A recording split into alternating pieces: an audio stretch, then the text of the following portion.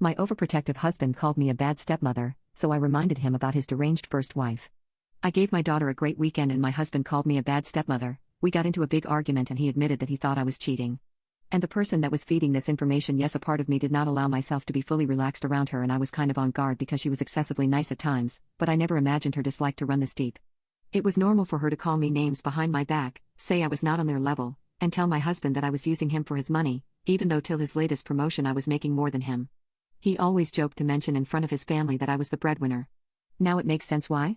Also, I was told that whenever my husband stood up for me, her response was, "It's not like she'll be the mother of my grandchild one day." It kind of makes sense now why she had a whole hissy fit when I miscarried the first year of my marriage, as I never went into details about my medical condition with her.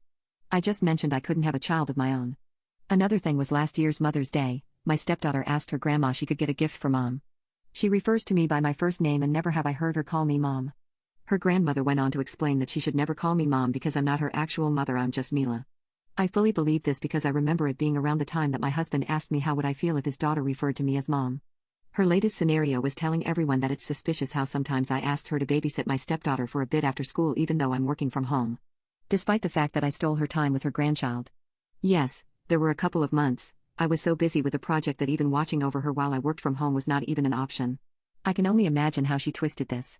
I knew all this from his brother's wife when she called me about a few hours ago because she knew I left home and was staying with my mom for a while. In her opinion, I should not give my mother-in-law the satisfaction of sabotaging my marriage. I left home after we tried to have a decent conversation about what he viewed as problematic last weekend. The conversation started great and ended horribly with him asking if I wanted a divorce because I was not satisfied or happy with marrying him. However, after all of this, and as of now, I'm starting to wonder if it's all worth it.